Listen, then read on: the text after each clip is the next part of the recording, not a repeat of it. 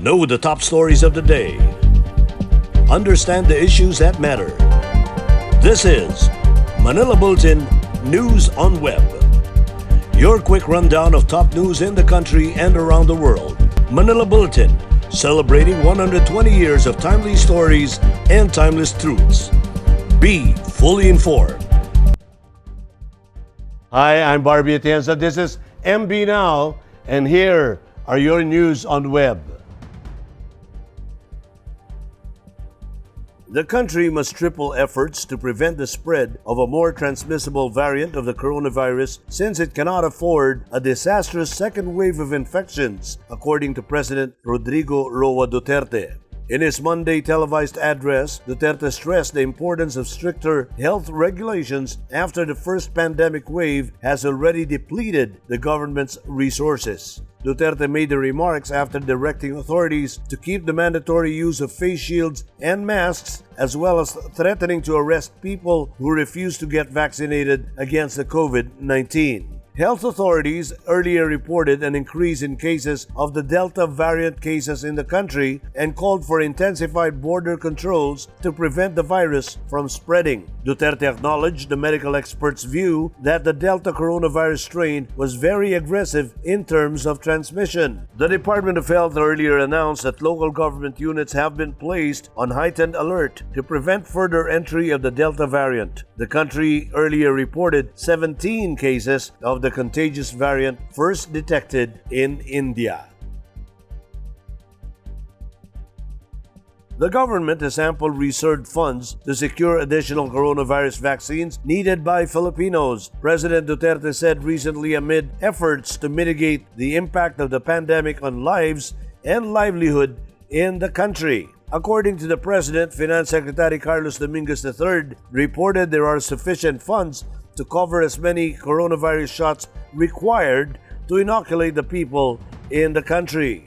With the funds guaranteed, Duterte expressed hope that vaccine czar Carlito Galvez Jr.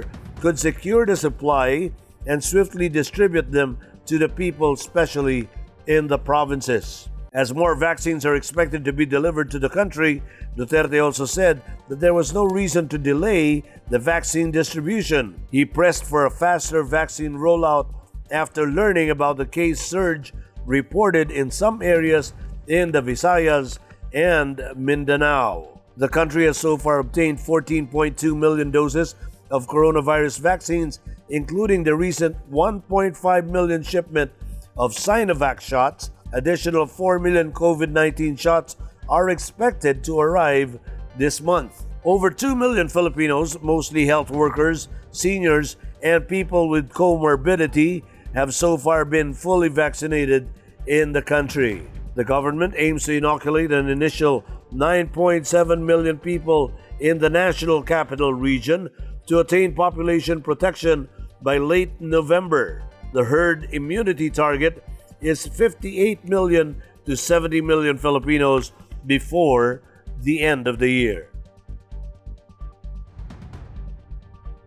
More than 60 million have so far registered for the May 2022 polls, according to the Commission on Elections. Data from the poll body showed 60,117,780 registered voters as of April 19. There were more than 58 million registered voters in the Election Registration Board, or ERB, hearing last January 18. The ERB later approved the application for voter registrations of 1,226,412 applicants and 816,183 Sangguniang Kabataan voters who have turned 18 years old. On Tuesday, June 22, COMELEC spokesman James Jimenez reminded qualified voters that there are only 100 days to go before the last day of voter registration. Those who wish to register may do so from Mondays to Fridays at the Office of the Election Officer or in satellite registration sites from 8 a.m. to 5 p.m. The voter registration period will end on September 30. In celebration of the 450th Araw ng Maynila, Manila Bulletin, the country's most respected Broadsheet newspaper will come out with a special edition on the sprawling 419-hectare reclamation development in the waters of Manila Bay that will redefine what urban living in the 21st century would be all about. The new project, Horizon Manila, will be the centerpiece of a massive real estate endeavor that will hopefully regain for the city of Manila its old glorious stature as the country's premier city. The project will be spearheaded by J. Bros Construction, headed by its president, engineer J.R. Legaspi. It was already featured in the Manila Bulletin's Property Living section last May 21, 2021. A scale model of the project was put on display at the Bulwagang Antonio Villegas at Manila City Hall after a simple turnover ceremony with Manila Mayor Francisco Isko Moreno Dumagoso. Grab a copy of Manila Bulletin's special edition on Horizon Manila, coming out tomorrow, June 24, 2021. Here is a roundup of news in and around Metro Manila. Let's watch these reports. Quezon City has surpassed Manila as the city in the National Capital Region with the highest number of single-day vaccine doses administered to residents. This came after 37,234 doses were given in the city's 41 vaccination sites on Monday, topping Manila's June 20 all-time high record of 27,642. In total, 495,490 residents belonging to A1, A2, A3, A4, and A5 categories already received their first dose of vaccine, or 29.1% of the local government's 1.7 target population. Meanwhile, 150,553 or 8.8% of the total target population completed their jab.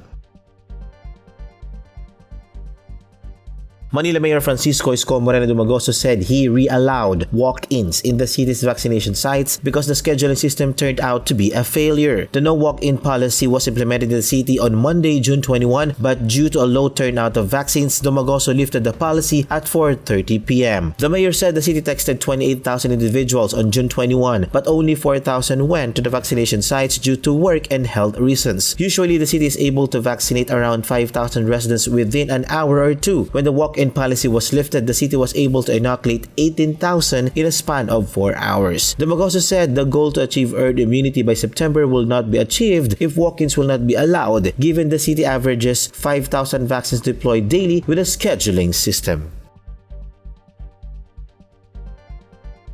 San Juan City Mayor Francis Zamora announced on Tuesday that the city now only has 67 active COVID-19 cases as of June 21. In a Facebook post, Zamora also said that 4 barangays in the city have been declared COVID-19 free. The mayor added that the city has already vaccinated 63% of its target population to achieve herd immunity by August. Zamora urged his constituents and business owners to register with the city's vaccination program and be protected against COVID-19.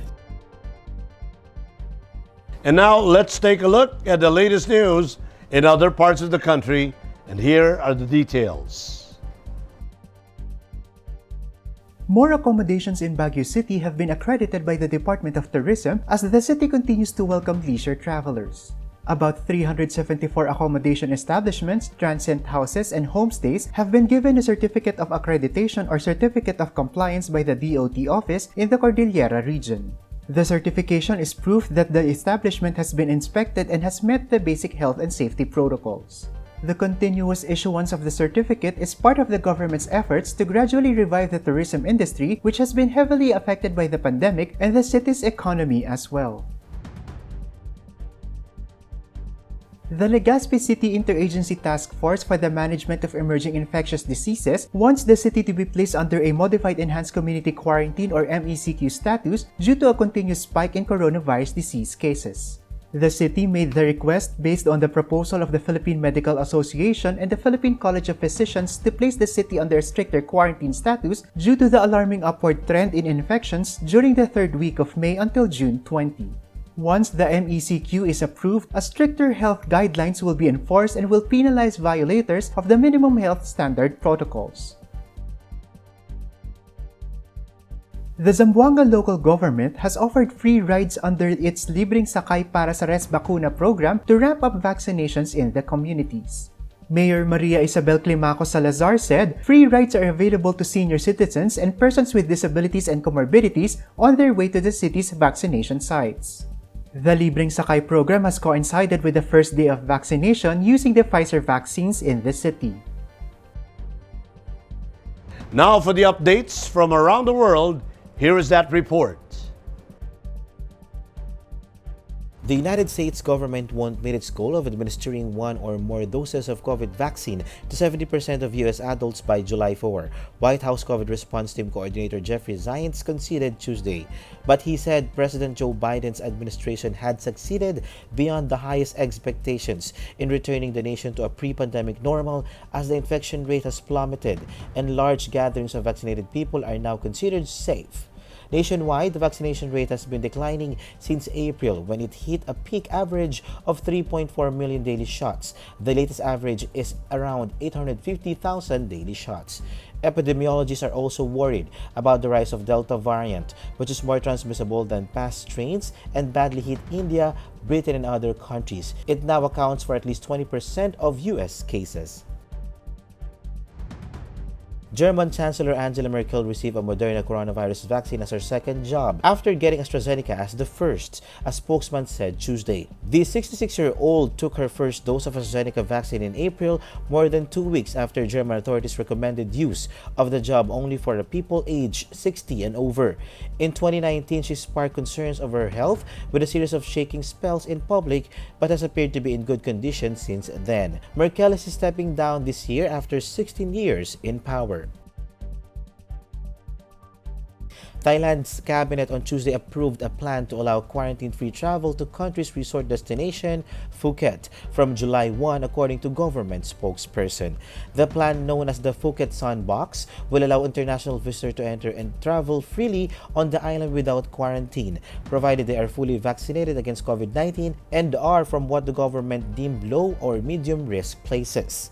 Under the plan, eligible visitors can stay in Phuket for any length of time that the visa permits before leaving Thailand, but they must stay on the island for 14 nights if they want to head elsewhere in the country, according to details released by the Tourism Authority of Thailand. The Phuket reopening plan is considered as a pilot program as Thailand aims to reopen to vaccinated foreign visitors as early October to revive its tourism-reliant economy. Here are the latest news in showbiz. Let's watch this. The BTS meal has sold close to 1 million orders in the Philippines and set a sales record since the pandemic. McDonald's Philippines told the Manila Bulletin that in 5 days from June 18 to 22, nearly 1 million orders of BTS meal were sold. It was also revealed that about 3.5 million McNuggets was sold on just the launch day, with about 1,000 BTS meals sold in most of their stores.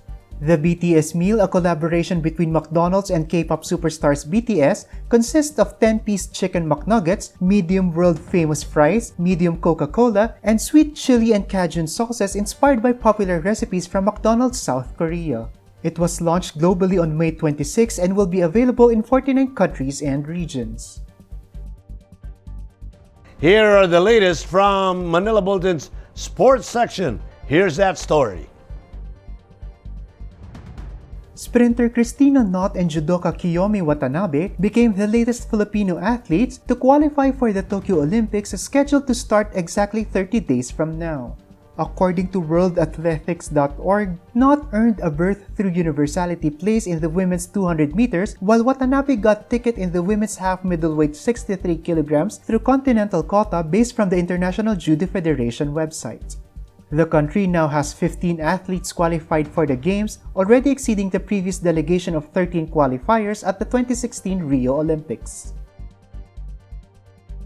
In today's Tech Talk, one of the newest smart TVs in town. Let's watch this.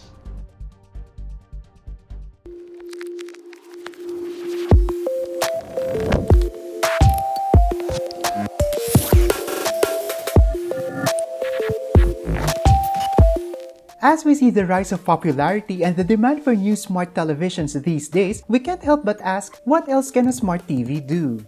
Today in Tech Talk, Huawei answered that question as they introduced the new Huawei Vision S.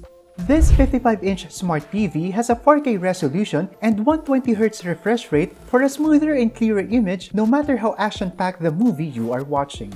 It also has a 65-inch variant if you think a 55-inch smart TV is still too small for your room. It runs with Huawei's very own operating system, the Harmony OS. To those asking, it comes with its own video streaming app that you can use while you wait for streaming platforms like Netflix and YouTube to be officially available in Harmony OS. What's interesting with the Huawei Vision S is its accompanying smartphone app that you can download to any brand of smartphone. Within the app, you can fully control the Huawei Vision S and even make a video or voice call between your phone and the Vision S TV. Of course, you need to have a MeTime account to be able to make a call to anyone within your MeTime contacts. The Huawei Vision S comes with its own detachable camera that connects magnetically at the top of the screen. The camera is also perfect for conference calls as it covers a wide area. Now if Apple has Siri and Amazon has Alexa, Huawei's Harmony OS has Celia. It comes built-in with the Vision S and is ready to take voice commands from you. So whatever you fancy, be it binge watching your favorite K-drama, listen to your favorite songs, or just lounge around and play a game, the Huawei Vision S can deliver high-quality images all the time with much class and elegance that you would expect from Huawei. And that is Tech Talk for this week. Don't forget to join us again next week for more tech updates. Be fully informed.